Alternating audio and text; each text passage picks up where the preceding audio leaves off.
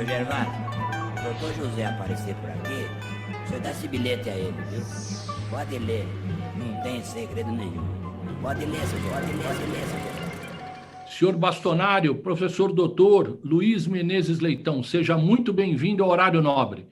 Muito obrigado. Eu queria, antes de iniciar o programa, esclarecer a todos aqueles que nos assistem que eu tive uma paralisia parcial da face e, por isso, me encontro nessa situação falando com a boca um pouco torta, que todos compreendam e entendam o nosso esforço aqui, não é? Mas gostaria muito de dizer da minha alegria, da minha honra, do meu prazer em recebê-lo aqui e começar o programa perguntando aonde nasceu o senhor Bastonário, sua família, seus pais, de onde vem, porque o Bastonário renomado, conhecido, todos conhecem, não é? Mas de onde o senhor Bastonário vem? Muito obrigado. É para mim um prazer estar neste programa e queria cumprimentar toda a assistência e principalmente o Dr. Marcelo Nobre, quem deseja uma rápida recuperação. E queria dizer, eu nasci em Coimbra, na cidade do Mondego. Neste caso, depois os meus pais foram para Lisboa e, portanto, desde então tenho vivido em Lisboa. O meu pai era e ainda é advogado, apesar de já ter mais de 80 anos de idade. Venho de uma família de advogados, portanto, o meu bisavô também era advogado, só o meu avô é que não foi advogado porque seguiu carreira como diretor dos serviços prisionais, e neste quadro, precisamente por isso, desde sempre estive ligado ao direito. Fiz o meu curso na Faculdade de Direito da Universidade de Lisboa, onde era residente, apesar das ligações que tenho a Coimbra, porque até o meu bisavô, professor de medicina, chegou a ser reitor da Universidade de Coimbra durante 20 anos, mas fiz o curso em Lisboa. Foi em Lisboa que me licenciei e decidi, na altura, ao mesmo tempo que trabalhava com o meu pai no escritório de advogado, a seguir a carreira académica e, portanto, percorri todos os passos da carreira académica na Faculdade de Direito de Lisboa até chegar à categoria que tenho hoje, de professor catedrático dessa faculdade. Ao mesmo tempo, sempre estive também a exercer a profissão de advogado, o que é comum no nosso país, porque neste quadro toda a gente costuma ter uma dimensão prática, além da dimensão do ensino, e por esse motivo exerci simultaneamente a carreira de advogado e fui também interessei pela Ordem e pelo exercício de funções na Ordem. Fui vice-presidente do Conselho Distrital de Lisboa, da Ordem dos Advogados, então assim se chamava. Fui presidente do Conselho Superior da Ordem durante 2 mandatos, durante 6 anos, e em 2019 decidi candidatar-me a bastonário e os meus colegas elegeram, o que eu muito lhes agradeço, embora tenha ocorrido a situação de termos caído em cima à pandemia, o que foi absolutamente dramática para a advocacia em Portugal, como calculo também tenha sido para a advocacia no Brasil, e portanto foram tempos neste quadro, e isso continuam a ser tempos que estamos a atravessar bastante complicados para a Ordem e para os advogados em geral, mas enfim, estamos cá para resolver os problemas e é isso que eu tenho feito desde que eles têm surgido, precisamente porque já sabe que isto compete-nos fazer de facto o que é necessário para que a Ordem e os colegas consigam ultrapassar esta situação difícil que todos atravessamos, não só em Portugal, mas como também no mundo inteiro. Perfeito. E a pergunta que eu queria fazer ao senhor Bastonário é: com quantos anos chegou em Lisboa, vindo de Coimbra? Tinha 2 anos de idade, portanto, ou seja, o meu pai decidiu mudar-se logo para Lisboa, ele vivia em Coimbra, a minha mãe era originária do Alto Minho, que também eles conheceram-se na Faculdade de Direito, a minha mãe também era aluna e, portanto, viveram durante um curto período na casa dos meus avós, mas depois o meu pai decidiu fazer carreira em Lisboa, achou que, e portanto, foi com 2 anos fui para Lisboa. Muito bem. E da onde surgiu o interesse institucional de participar do órgão de classe? Surgiu desde logo desde o início, quando entrei na Ordem dos Advogados, nós tivemos uma sessão de boas-vindas que foi realizada pelo então bastonário Osório de Castro, que nos explicou as estruturas da Ordem e colocou a situação, e eu desde então tive todo o interesse em acompanhar as situações da Ordem, os diversos bastonários, e tivemos bastonários muito importantes que exerceram o cargo também em situações difíceis, mas que tiveram muito impacto no momento da nossa sociedade, e precisamente por isso eu achei que era importante dar o contributo à nossa classe, e daí que participei sempre nas atividades da Ordem, e neste quadro foi esse o interesse que surgiu como componente essencial da nossa profissão. Perfeito.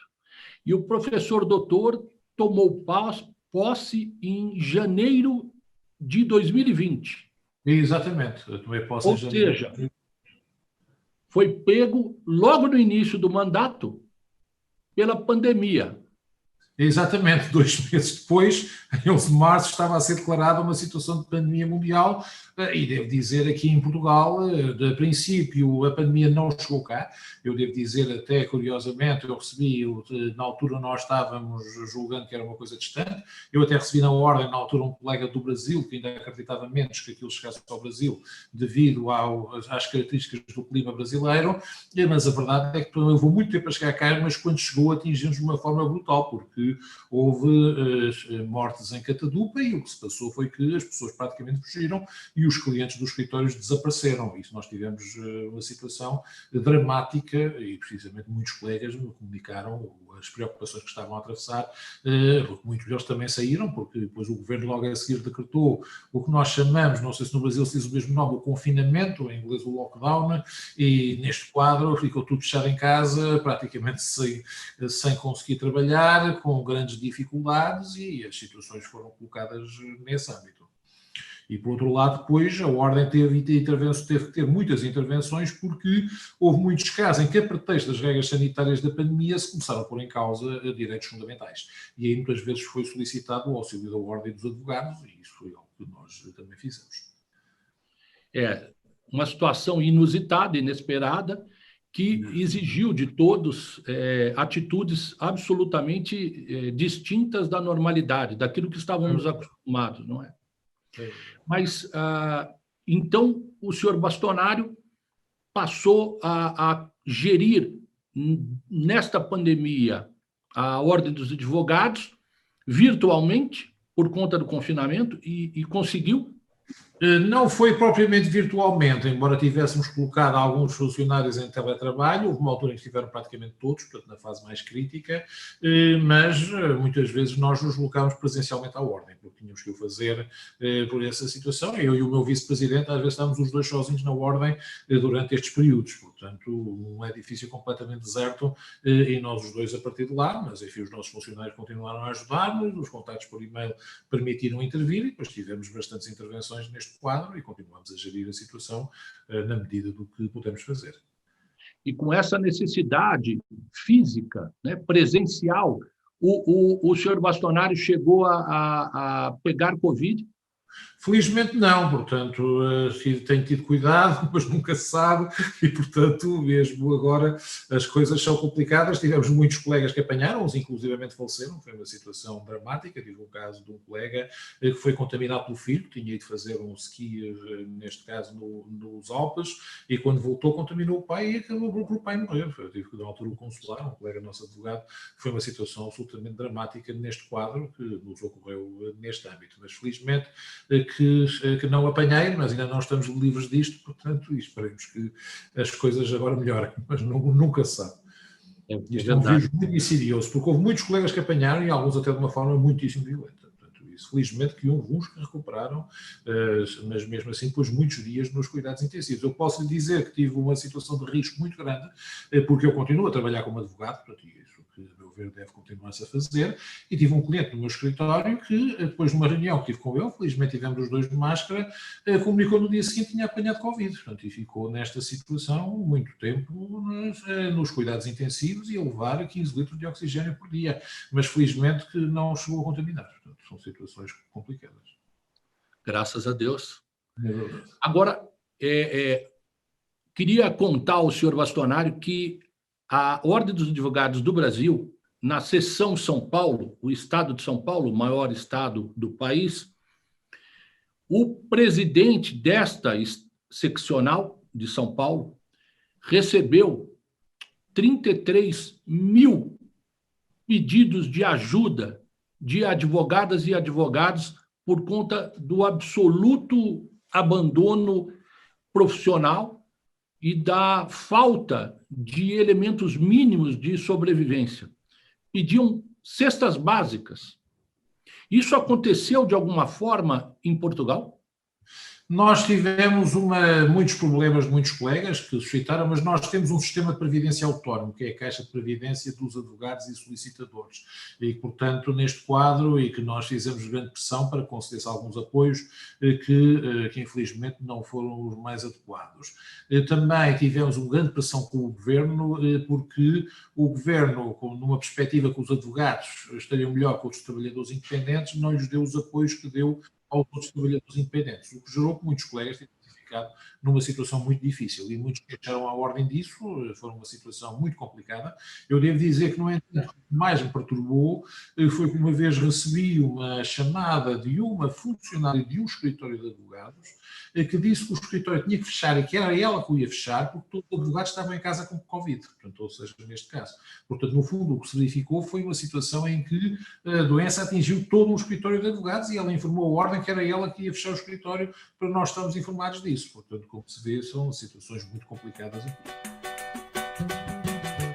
E como é que está esse retorno, essa volta? Os tribunais voltaram a funcionar, os advogados já estão presencialmente atuando? Sim, agora os tribunais voltaram a funcionar, embora devo dizer que não nas melhores condições, porque infelizmente em Portugal nós tivemos também uma questão que foi há uns anos, decidiram passar os tribunais para as capitais de distrito e deixarem de sair do interior, o que levou a que fossem escolhidos edifícios muito pouco adequados para o distanciamento exigido.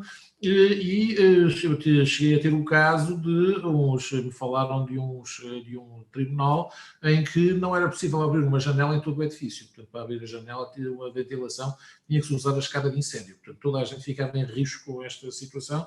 E, infelizmente, é a realidade que temos em Portugal, mas nós temos procurado, com o uso das máscaras e dos equipamentos de proteção adequados, que os tribunais continuem a funcionar, embora por vezes temos queixas de surdos com base em funcionários ou magistrados infectados e que colocam os nossos colegas em risco, e nós temos avisado sempre que temos conhecimento de uma situação dessas. E aproveitando esse tema que nós estamos falando, eu gostaria muito de ouvir o senhor Bastonário com relação à remuneração dos profissionais hoje, advogados e advogados em Portugal. Está razoável? Como é que está? A remuneração é muito baixa, deve dizer-se. Há advogados que ganham muito bem, mas a esmagadora maioria ganha muito pouco. Portanto, neste quadro, a situação que existe é baixa. Nós temos um problema, é que grande parte da advocacia resulta de um sistema de pagamentos pelo Estado no caso do acesso ao direito, do apoio jurídico aos cidadãos indigentes. E isso é o próprio Estado que estabelece uma tabela e essa tabela está muito baixa. Há mais de 14 anos não é revista, nós estamos fartos de fazer pressões para ser revista e deve-se dizer a última revisão que foi feita, ainda durante a pandemia, foi uma atualização de 8 cêntimos na unidade de conta. Portanto, isto é uma coisa perfeitamente absurda, o que levou até uma grande indignação dos advogados. Infelizmente, os pagamentos aqui são muito baixos e isto provoca alguns problemas. E o senhor Bastonário vê alguma relação dessa situação de formação das advogadas e dos advogados? O ensino do direito nas universidades mudou e isso tem reflexo? Ou nós tivemos um problema que foi aplicar uma regra que foi estabelecida a nível europeu, que foi a Declaração de Bolonha, que levou a que os cursos de direito tivessem passado para 4 e, em alguns, para 3 anos. O que sucede que a verdade é que os magistrados e os conselhos de magistratura exigiram, neste caso os centros de estudos judiciários, exigiram uma que fosse feito o mestrado por parte dos candidatos, mas a Ordem dos Advogados, na altura, não foi aceito que a Ordem dos Advogados tivesse a mesma solução.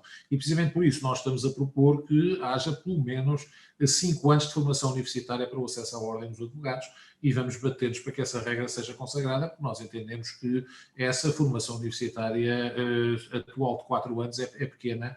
Uma formação universitária num estágio de 18 meses é pequeno para o acesso à Ordem. Não sei neste momento o que é que está a praticar no Brasil, mas a nosso ver em Portugal isto não corresponde a nada do que está previsto a nível europeu. Para o bastonário ter uma ideia de como nós nos encontramos no Brasil, a informação que eu tenho é de que o número de universidades de direito aprovadas e abertas no Brasil é maior que o número de todas as universidades de direito somadas no mundo. Não diga isso. Ou seja, a nossa situação é horrível, a formação é péssima e não tenha dúvida de que é um reflexo muito grande por conta dessa má formação, apesar dos 5 anos e tudo mais. Mas, no nosso caso, os 5 anos de nada adiantam, porque, na verdade, a universidade finge que ensina e o aluno finge que aprende e eles vão... Mas aí a Ordem devia ter um papel, isso talvez a OAB devesse ter essa intervenção para controlar um pouco esses casos, porque é uma situação de facto que é preocupante. Nós aqui também temos a mesma questão, embora, enfim, temos uma certificação das universidades por parte do organismo público, e precisamente por isso a Ordem não intervém, mas achamos que devíamos ter uma posição relativamente à avaliação do ensino do direito, porque parece-nos isso um fator decisivo, sabendo que a advocacia é a saída profissional mais comum dos licenciados em Direito. O Conselho Federal da OAB, que representa a ordem nacionalmente, como o senhor bastonário, tem tentado atuar impedindo as aberturas de novas universidades de direito. Mas a OAB não tem o direito ao veto, e isso é muito ruim, porque, na verdade, ela dá parecer, se mostra contrária, mas é aprovado mesmo assim. O aspecto econômico-financeiro fala mais alto, infelizmente, não é? Mas, dando continuidade, como é que Portugal, hoje, senhor bastonário, está conseguindo fazer com que advogadas e advogados se atualizem? Nós aí temos uma intervenção que é a própria Ordem que faz, que temos um processo de formação contínua, que é realizado pelos próprios conselhos regionais, portanto a nível regional no nosso país, e que fornece sessões de formação, devo dizer, com uma regularidade enorme. Praticamente todas as semanas há uma sessão de formação sobre os mais variados temas que os colegas podem frequentar e devem frequentar, porque nós também, até inclusivamente a nossa presença da União Europeia, estamos sempre a ver a legislação alterada em consequência das diretivas e dos regulamentos europeus que surgem e que, por esse motivo, levam a que o advogado aqui em Portugal tenha que estar sempre a ser atualizado. Portanto, ou seja, as coisas que existiam há cerca de 50 anos, quando eu também, neste caso, o que se verificava era que as pessoas tinham um código e, portanto, ficava tudo estável e praticamente não era necessário atualizações, porque a lei mudava muito pouco. Hoje em dia, não, mudamos com uma velocidade vertiginosa e o advogado tem que estar sempre atualizado. Portanto, é um fator muito importante. Muito importante, que bom saber. E como é que os advogados brasileiros estão sendo recebidos ou vistos, não só pela nossa querida Ordem dos Advogados, mas também pelos colegas portugueses?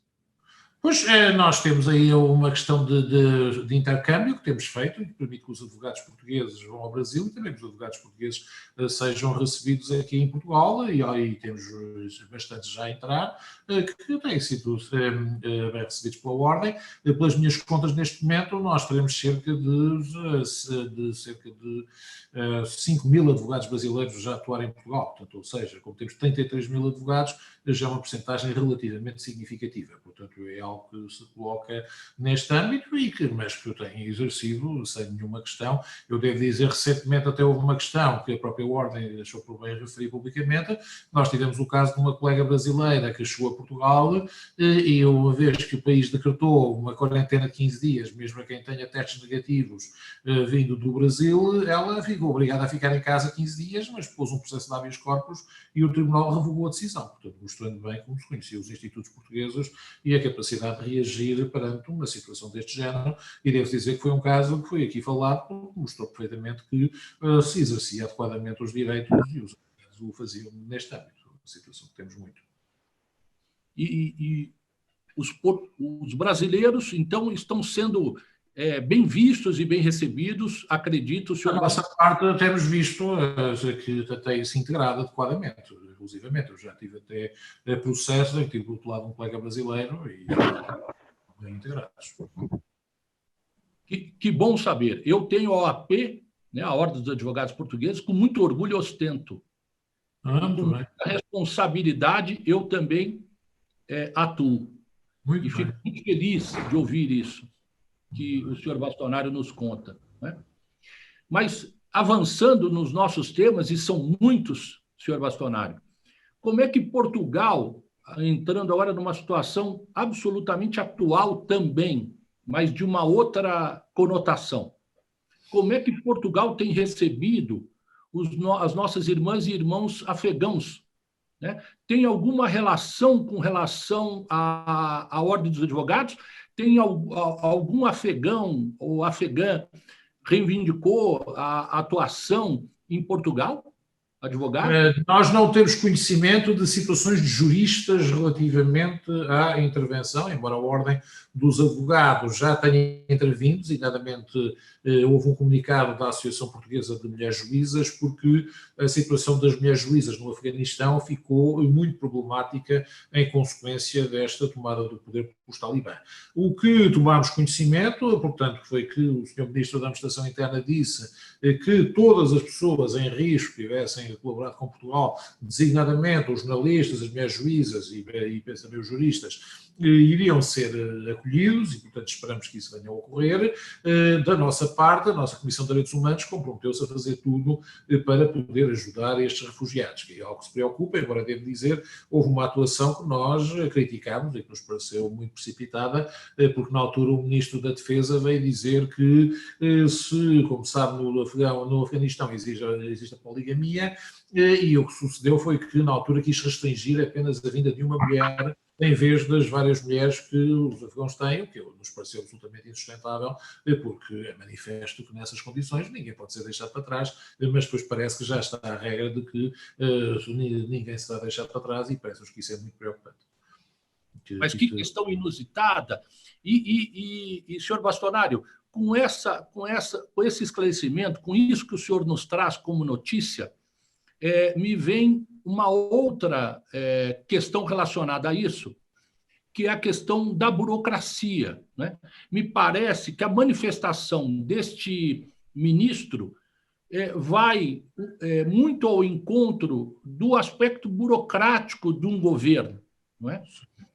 E aí eu tenho notícias de que, em Portugal, a questão do serviço extrajudicial, por exemplo, notificações e escrituras, são feitas por advogados. Está correto? Sim, as escrituras sim, e normalmente serviço extrajudicial. As notificações continuam a ser feitas por tribunal. Agora, é possível praticar autenticações de dados e escrituras através de advogados. E sim, isso é verdade. Em alguns casos também é possível praticar as notificações também do arrendamento por ato e advogado, mas não é assim tão comum quanto se coloca aqui. Agora, a intervenção através de documentação, sim. Isso os advogados têm a possibilidade de autenticar, mas deve-se dizer, é um sistema muito fiável, porque é um registro online que tem que ser feito na própria ordem e, portanto, permite garantir a autenticidade do ato. Ninguém vai aparecer com um documento, porque nós temos o registro efetivo daquilo e garantimos a fiabilidade de todos os documentos autenticados pelos advogados. Portanto, isso aí estamos perfeitamente descansados. Com certeza. Eu fiz essa pergunta porque alguns criticam Portugal por ser burocrático, mas eu fiz essa pergunta propositadamente Porque no Brasil nós ainda temos um sistema cartoral muito forte e extremamente burocrático. Então, propositalmente fazer essa pergunta exatamente para mostrar a enorme diferença entre Portugal e Brasil. Não, nesse caso, nós temos a situação facilitada, temos visto que, por vezes, há algumas resistências a isso, mas este é o futuro, é precisamente a gente conseguir fazer as indicações. Hoje em dia até já é possível certificar atos praticados à distância e durante a pandemia foi absolutamente essencial. Nós tivemos casos aqui de pessoas que não podiam celebrar contratos no notário porque estavam em confinamento, estavam presas em casa e com doença mesmo, e nestes casos é absolutamente necessária uma intervenção e por isso até recentemente o Governo até aprovou a possibilidade de fazer certificação de atos à distância, o que também nos permitiu evoluir neste quadro, e penso que nós não podemos estar a viver no mundo burocrático que tínhamos há 50 anos, temos que ter, hoje em dia, permite-nos a indicação dos registros online, permite-nos avançar neste sentido. É verdade. E aproveitando, senhor Bastonário, esse tema da questão da burocracia, um órgão muito importante e relevante em Portugal, que é o Serviço de Estrangeiros e Fronteiras, o CEF, ele está sendo agora discutido a extinção desse órgão. Sim. E eu gostaria muito de conhecer o pensamento do senhor Bastonário com relação a esse debate.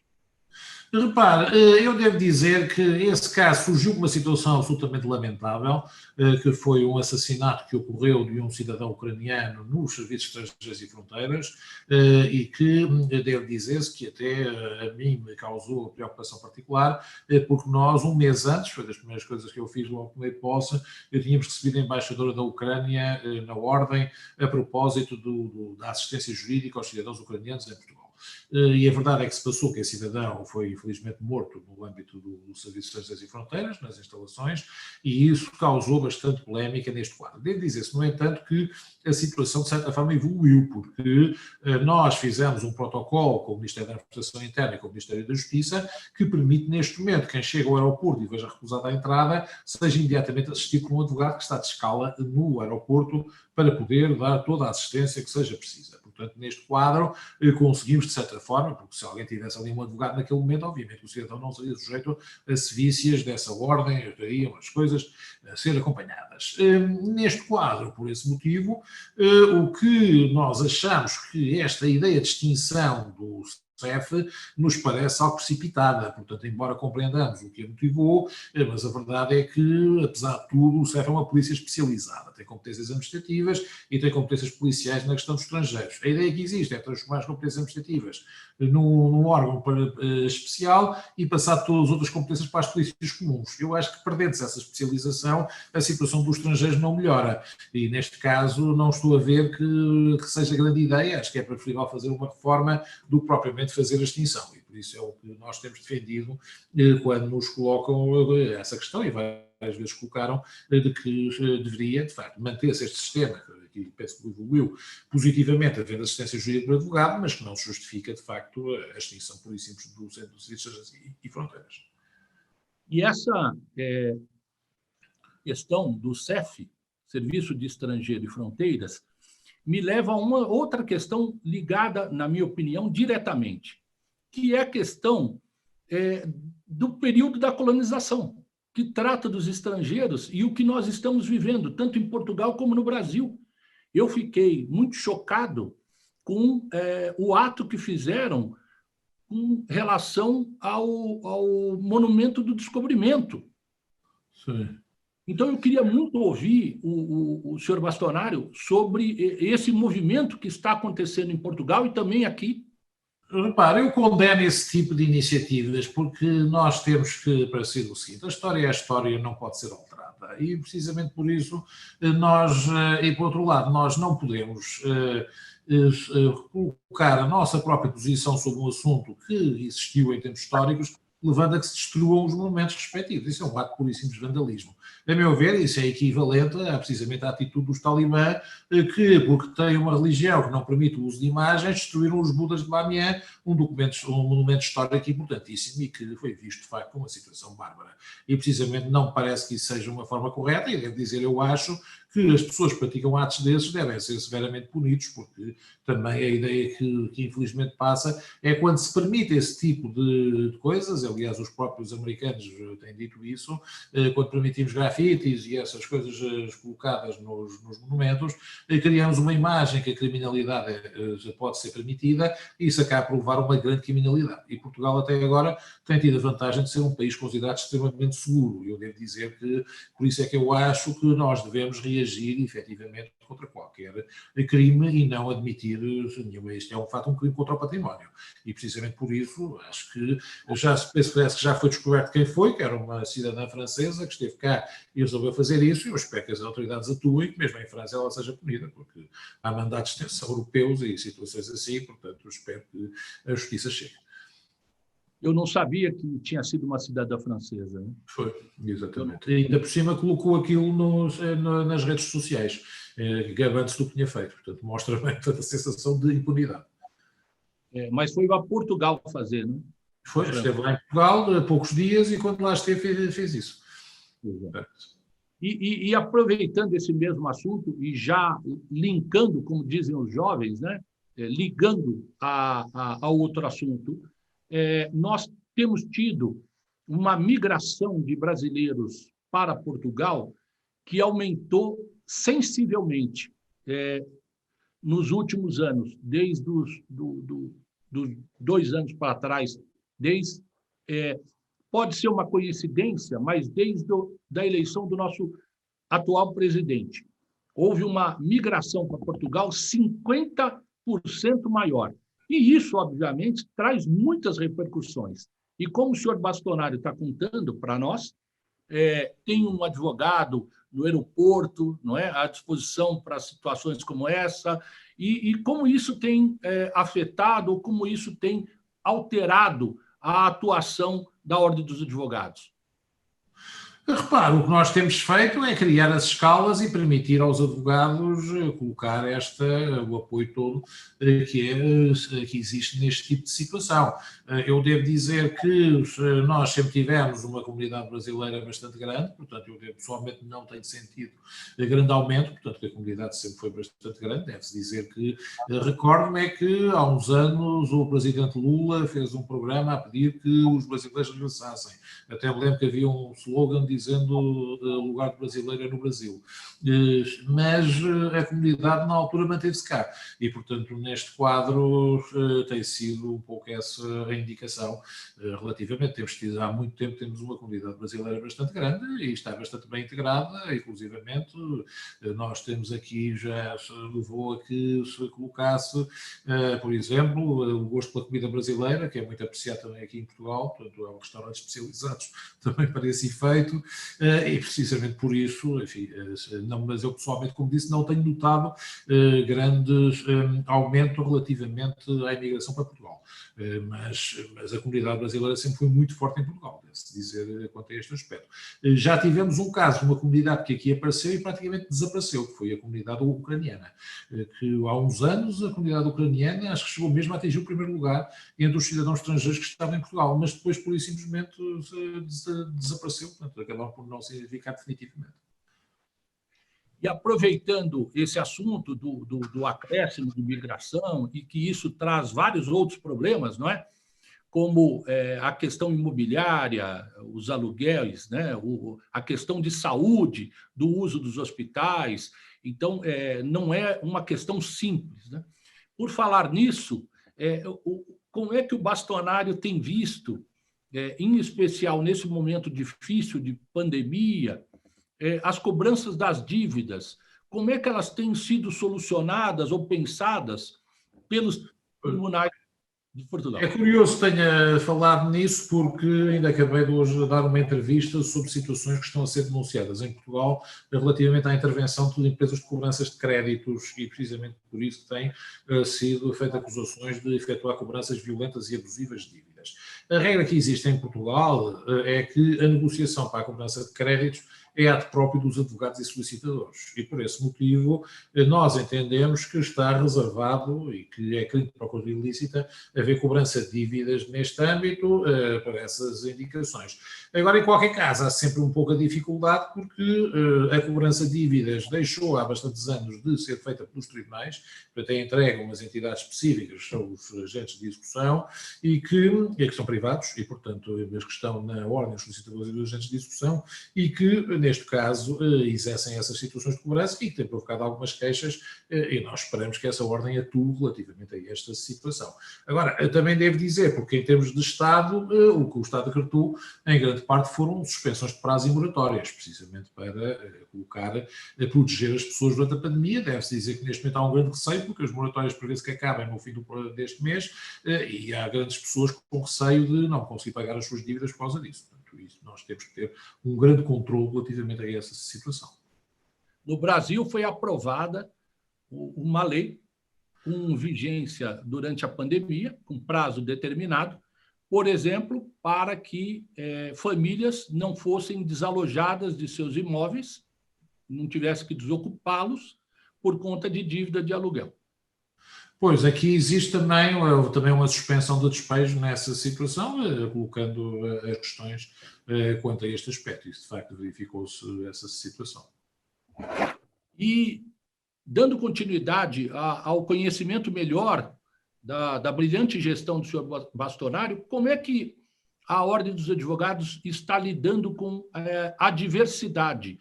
Tem algum caso de alguma advogada ou de algum advogado com mudança de gênero que tenha feito cirurgicamente ou tenha requerido junto ao judiciário a mudança do gênero? Repare, essa é uma situação que está permitida em Portugal e que é uma questão particular e, portanto, nós não temos nenhuma intervenção nesse âmbito. Isso é o registro civil que faz e está determinado e não implica qualquer intervenção da Ordem dos Advogados aí. Coloca-se, neste caso, é possível ser feito, o registro civil altera e pronto. E não há nenhuma questão, muda mesmo o género no próprio bilhete, no próprio cartão de cidadão. E requer a Ordem dos Advogados e muda também a sua carteira de advogado ou de advogado. Se estiver de acordo com a identificação, é o que consta. Mas não temos casos que eu conheça, mas se surgirem também a regra é essa. Perfeito. E como é que a Ordem dos Advogados está lidando com a Lei de Proteção de Dados? Essa é uma questão bastante complexa, porque o que sucede é que estava agora uma regra europeia, um regulamento europeu de proteção de dados, que estabelece regras bastante grandes relativamente à situação dos dados. Deve-se dizer, recentemente até a Câmara de Lisboa foi colocada numa situação complicada porque comunicou embaixadas a identidade de pessoas que iam fazer manifestação lá, em frente à embaixada. E isso é vedado pelas regras de proteção de dados e, precisamente por isso, foi colocada numa situação muito complicada. Nós, na Ordem, fizemos o que a lei manda fazer a todas as associações, empresas e organizações, que é nomear um encarregado de proteção de dados que está obrigado a fiscalizar toda e qualquer situação que se coloca relativamente aos dados. E, portanto, se houver qualquer caso em que nós tenhamos feito qualquer situação menos correta dos dados, temos um encarregado de proteção de dados com a obrigação de atuar, informar e corrigir e tomar todas as medidas para salvaguardar os dados. Isso é o que existe e que entre nós está a ser previsto para esse efeito. E como é que a Ordem dos Advogados, senhor Bastonário, regula a questão da publicidade dos escritórios de advocacia e dos advogados? Repare, essa questão consta do nosso próprio estatuto e que neste momento tem uma abertura maior do que já ocorria há alguns anos. Há alguns anos não era todo permitida qualquer forma de publicidade e, portanto, aí a Ordem intervinha e colocava-se neste âmbito. Neste momento já é permitida a publicidade, desde que seja objetiva, não faça autoengrandecimento e colocando situações neste âmbito. Mas deve-se dizer, não é muito comum os advogados fazerem publicidade neste âmbito. Portanto, a publicidade é algo, por assim dizer, mais feita através de intervenções, situações específicas, do que propriamente anúncios nos meios de comunicação social. Isso, apesar de ser relativamente permitido, a verdade é que não é comum ser praticado, porque ainda temos uma grande tradição de não realização de publicidade. E, portanto, só a partir de 2015 é que a situação foi alterada e houve alguma abertura. E, portanto, por isso, mas até agora, como se disse, não tem sido muito usado. Eu vi, a única vez que isso quando aconteceu em 2015 foi alguém que fez um anúncio de rádio a dizer advogado em direito civil e penal, portanto, mas passava na rádio o anúncio, mas a verdade é que também não se nota que isso tenha assim tanto sucesso em termos de colocação relativamente à propagação à propaganda da atividade do advogado. Por isso, não é muito comum ser praticado em Portugal. Perfeito. Apesar de ser neste momento permitido. Perfeito. Senhor Bastonário, nós recebemos uma pergunta ao senhor formulada por um grande jurista português, Daniel Proença de Carvalho, que nós a faremos agora para que o senhor Bastonário possa responder. Por favor. Caros colegas, é uma honra poder participar nesta conversa através de uma pergunta a dirigir ao meu bastonário da Ordem dos Advogados, professor Luís Menezes Leitão. Antes, se me permitem, queria mandar daqui um forte abraço ao meu amigo Marcelo Nobre, personalidade por quem tenho uma grande admiração, pela coragem e pela inteligência com que no seu país tem defendido os direitos fundamentais dos cidadãos. Também, se me permite, felicito o professor Luís Menezes Leitão, também pela inteligência e pela firmeza com que tem defendido o património moral da nossa Ordem dos Advogados na defesa do Estado de Direito. E agora a pergunta. Há poucos dias, o Tribunal Constitucional Português chumbou uma iniciativa do Governo no sentido de permitir ao Ministério Público o acesso ao correio eletrónico de cidadãos sem uma prévia autorização de um juiz de instrução. Em Portugal, na minha opinião, tem-se verificado ultimamente uma diminuição dos direitos concedidos aos cidadãos no processo criminal e um reforço dos poderes do Ministério Público. Gostava de saber como é que o bastonário da Ordem dos Advogados português avalia este equilíbrio entre o poder do Estado, através do Ministério Público, através das polícias, e os direitos dos cidadãos. Se há excesso de garantismo, como alguns argumentam, e se a morosidade de alguns processos, sem dúvida um facto evidente, se deve, como também alguns argumentam, aos advogados e ao abuso dos direitos de defesa por parte dos advogados. Muito bem, eu, em primeiro lugar, queria agradecer ao Dr. Proença de Carvalho, um grande advogado português, que eu muito admiro e que precisamente felicito pela pergunta que fez e por toda a sua carreira ao longo da advocacia. Devo dizer, a questão que coloca é muito pertinente. Nós tivemos, de facto, recentemente uma intervenção do Tribunal Constitucional que, a pedido do Presidente da República, declarou inconstitucional uma proposta do Parlamento que abrangia até os dois maiores partidos, defendendo que o Ministério Público devia passar a poder ter acesso a e-mails quando os apreendia e só posteriormente é que tinha que submeter um pedido de autorização judicial depois de os ter apreendido. A nossa Constituição diz duas coisas. Primeiro, que é proibida a intervenção de todas as autoridades públicas na correspondência, exceto o que está previsto em processo penal, e a correspondência e os e-mails são correspondência eletrónica, e diz também que toda a instrução é da competência de um juiz. Portanto, não se admite que haja prática de atos instrutórios que se prendem de direitos fundamentais que não sejam autorizados por um juiz. E, portanto, neste quadro é manifesto que essa lei violava claramente as regras constitucionais e, precisamente por isso, não nos espanta nada que o Tribunal Constitucional tenha declarado por unanimidade, o que é raro nesse tribunal, até porque é nomeado por proposta dos partidos e tem os juízes muitas sensibilidades diferentes, mas aqui foi mesmo por unanimidade inconstitucional essa lei.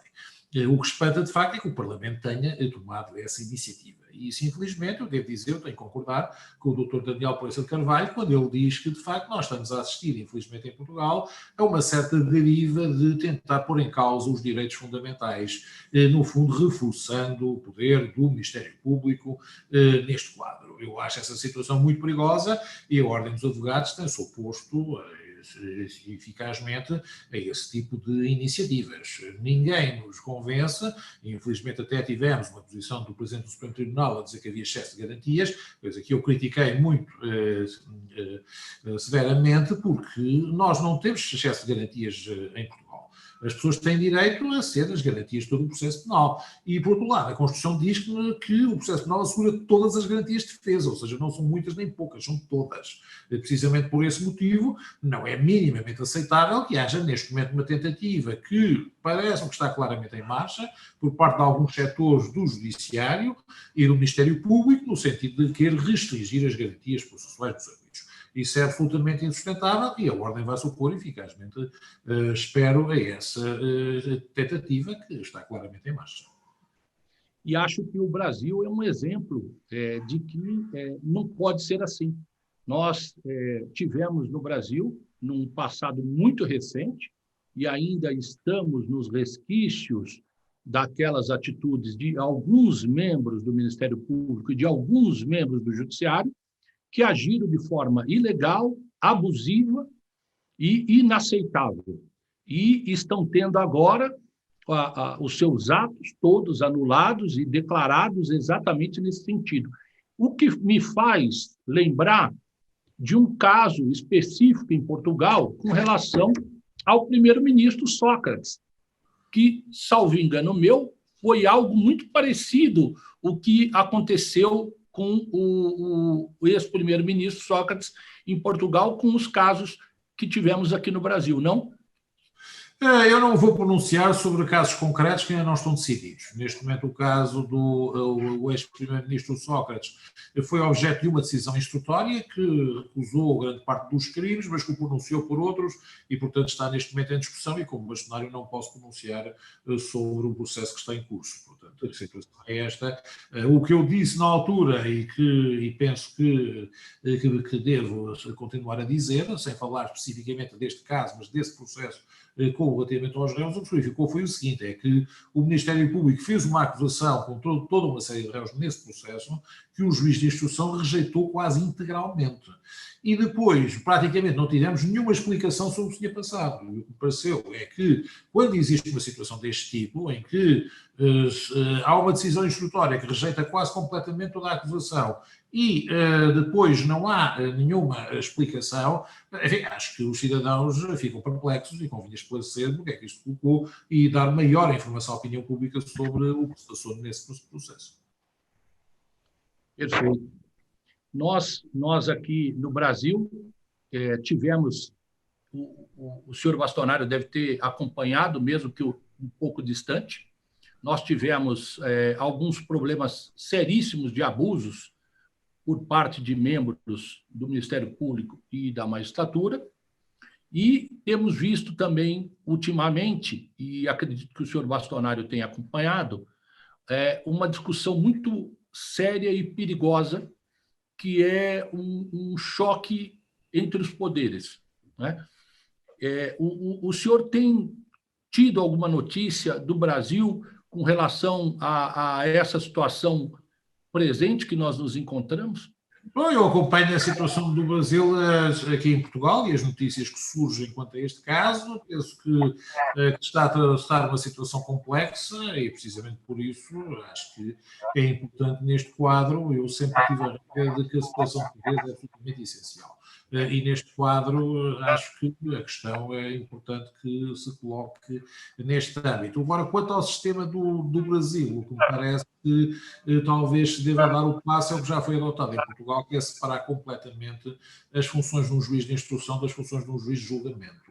Que isso é que me parece que no Brasil continuam a ser confundidas e que não são, aqui já ultrapassamos isso há muitos anos, desde o Código Penal de 1987, porque tivemos em 35, num decreto, o decreto 35.007 dos anos 40, que é o sistema do juiz polícia acusador. Portanto, o juiz fazia tudo, era julgado, era polícia, era acusador. Portanto, isto é algo que não é compatível, a meu ver, com a situação do juiz e, portanto, isto penso que que no Brasil a separação das funções de instrução e de julgamento eram bastante importantes. Agora, o Brasil, por exemplo, tem vantagens sobre Portugal, por exemplo, no sistema de júri, porque nós temos um sistema de júri muito fraco, devo dizer, e que leva, por exemplo, a acontecer uma coisa destas. Recentemente tivemos um caso de uma pessoa que tinha sido absolvida pelo júri e que o Ministério Público recorreu para o Tribunal e o Tribunal condenou a 25 anos de prisão. E penso que no Brasil isso não era possível, alguém ser absolvido por um júri e ser condenado sem novo julgamento.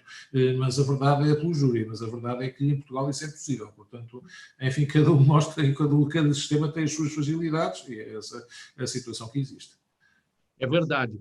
E eu sou um grande defensor do que Portugal aplica há muitos anos. E Portugal, para mim, nesse aspecto do juiz de instrução e o juiz julgador, é um grande exemplo. E eu tenho sustentado muito com base exatamente na atuação de Portugal com relação ao juiz de instrução e ao juiz que julga, ao juiz que preside o processo para julgamento. Mas eu queria avançar, já ouvi a opinião do bastonário com relação aos juízes de garantia, aos juízes de instrução, a essa situação que é muito importante deixarmos registrados, porque é muito importante para o Brasil.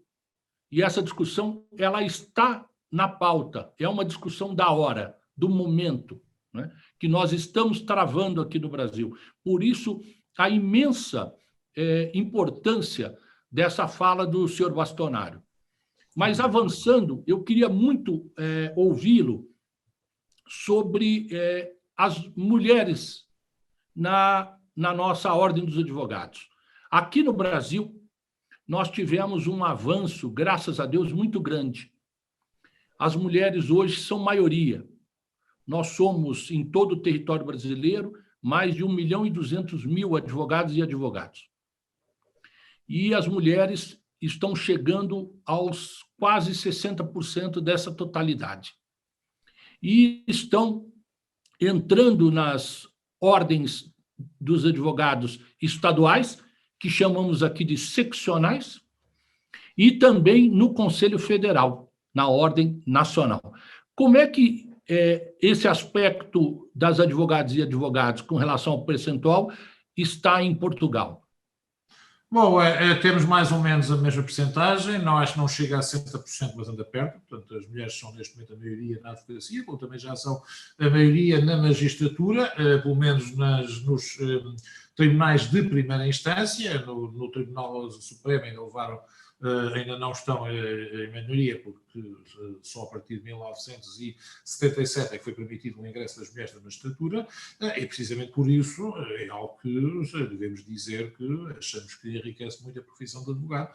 Temos, de facto, a presença, como não podia deixar de ser, das mulheres, porque neste momento a profissão de advogado também tem uma fortíssima, e como disse a maioria, da própria componente feminina. Deve-se dizer que em Portugal estabeleceu-se até para esse efeito uma regra de paridade no âmbito dos órgãos das ordens, e portanto neste caso, na ordem dos advogados, nós temos que ter metade de homens e metade de mulheres, portanto, ou seja, nesta situação, em todos os órgãos que existem, o que no fundo mostra bem a situação de paridade que é necessário consagrar no âmbito das diversas profissões. Nós também aprovamos agora a paridade aqui no Brasil, no Conselho Federal, e nas próximas eleições assim será. E nos conte, senhor bastonário, como é que está a preparação para as próximas eleições? Quando elas serão? As eleições na ordem? Exato. Advogados vão ser em 2022, portanto, no próximo ano. O mandato é de 3 anos e, portanto, em novembro de 2022 haverá eleições para a Ordem dos Advogados. E o senhor bastonário reivindicará um novo mandato? Iremos ver na altura própria, portanto, ainda é cedo para tomarmos posição sobre o assunto, mas iremos avaliar a situação. Na altura própria anunciaremos, mas ainda é muito cedo, estamos a meio do mandato, portanto, ainda é um bocado cedo para estarmos a ponderar os novos mandatos. Muito bem. Me parece que a gestão do senhor bastonário, nesse momento tão difícil de pandemia, tem se mostrado muito eficaz. É a visão de um advogado brasileiro com a Ordem dos Advogados Portugueses e acredito que realmente tenha um reconhecimento dos colegas em Portugal, não é? Muito obrigado. E eu lhe pergunto se existe alguma questão importante que o senhor gostaria de nos contar para nós nesse momento sobre a Ordem dos Advogados e algo que o bastonário está fazendo e que nós, por exemplo, não tivemos conhecimento e eu não pude lhe perguntar. Se tem alguma novidade das ordens dos advogados? Nós estamos, neste momento, a procurar desenvolver imenso a relação da Ordem com os advogados. Foi algo que me preocupou na candidatura, porque sempre achei que, por vezes, os colegas estavam distantes da Ordem e, portanto, estamos a procurar reforçar a todos os efeitos os meios de comunicação entre a Ordem e os advogados. Há algum sistema que já instituímos, precisamente por causa da pandemia, porque as pessoas tenham que comunicar à distância e nós criamos uma plataforma de comunicação na Ordem semelhante à Zoom, porque a Zoom, como sabe, não está autenticada e aqui autenticamos, neste caso, que alguém é advogado quando está a fazer a comunicação e, portanto, permite, neste quadro, haver a garantia de que do outro lado está o advogado identificado pela Ordem e reconhecido. Precisamente para essa situação, e estamos a procurar, neste quadro, aumentar cada vez mais, e isso iremos fazer novas iniciativas nos próximos meses, para reforçar o contato entre a Ordem e os advogados. Isso é algo que me parece que é essencial, porque o advogado deve ter a possibilidade de ter acesso à Ordem e ter a comunicação com a Ordem a qualquer altura. E os novos meios de comunicação à distância permitem isso. Perfeito. E em 2015, senhor Bastonário, eu participei da Comissão de Juristas do Senado Federal Brasileiro, que atualizou as normas da lei de arbitragem e normatizou a mediação no Brasil. E nesta lei foi aprovada a mediação online em 2015, por proposta minha. Fui eu que propus a mediação online e ela entrou no anteprojeto de lei e foi aprovada, e nós temos uma lei de mediação onde temos a possibilidade da mediação online. Como é a questão da mediação em Portugal e a atuação da Ordem dos Advogados? Bom, nós, neste quadro, a Ordem dos Advogados tem trabalhado com as várias associações de arbitragem e mediação, e inclusivamente até já tive um centro de arbitragem para estas indicações e temos procurado, a meu ver, deve-se dar todo o apoio aos meios alternativos de resolução de litígios para esse efeito, inclusivamente mesmo online, que são bastante práticos e é um novo desenvolvimento que existe no âmbito do acesso à justiça, evitando recurso aos tribunais, fazer uma situação mais expedita para esse efeito. Devo dizer que nós em Portugal até chegámos ao ponto de ter arbitragem fiscal e administrativa, que é algo que o próprio Estado se vinculou às decisões arbitrais, o que tem permitido que as pessoas obtenham decisões bastante mais céleres que os nossos tribunais administrativos, que demoram muito tempo. E isso, no fundo, mostra bem a evolução que temos tido nesse âmbito e que a Ordem está empenhada em que continue. É muito interessante o senhor Bastonário colocar essa questão, porque nós também, em 2015, quando atualizamos a lei de arbitragem, incluímos, né, a possibilidade da arbitragem no fiscal, né, e também no trabalhista, mas de uma forma mais restrita. Né?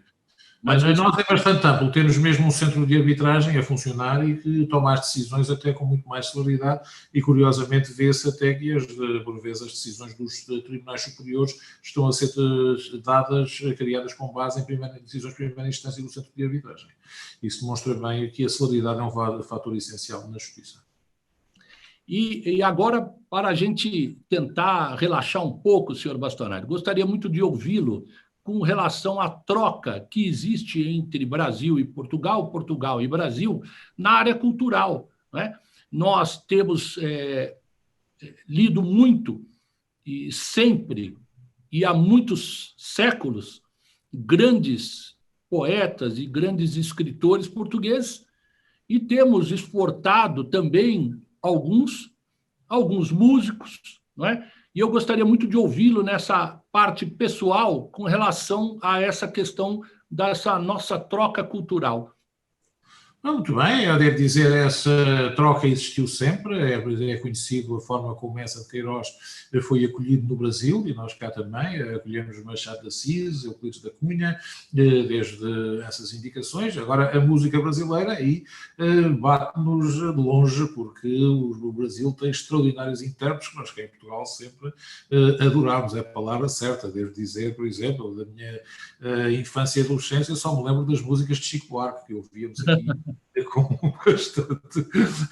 bastante gosto, porque de facto é um compositor extraordinário e devo dizer e quanto a este aspecto, eu também acho que a forma de falar do Brasil é muito melhor para se musicar que a forma de falar de Portugal. Portanto, ou seja, tem-se dizer em termos que para a música e desse aspecto a música brasileira de facto é algo que nós recebemos muito bem.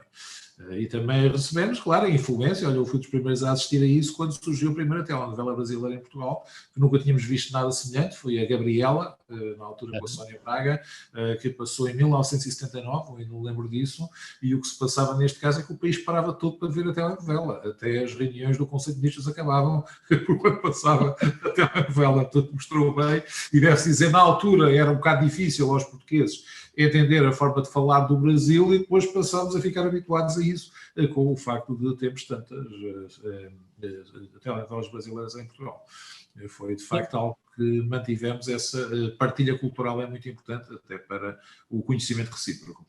Sensacional. E nos conte, qual é a música de Chico Buarque que o senhor mais gosta? Olha, aqui a música que eu mais gosto, porque acho muito irónica, chama-se Fado Tropical, portanto, ou seja, que é de 1973, e curiosamente diz que, e acho que o ironia enorme, dizer que o Brasil se pode transformar num imenso Portugal, quando Portugal é muito mais pequeno, e a verdade é que até se julgava que aquilo se referia, muitas vezes as pessoas julgam que faz referência à Revolução quando é de 73, e portanto é anterior, mas de facto é uma música que eu acho muito engraçada por esse motivo, portanto diz alguma coisa.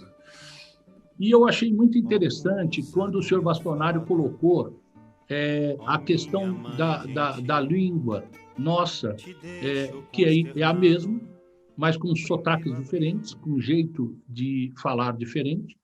E achei muito interessante dizer que introduziu o sotaque brasileiro através da novela da Gabriela.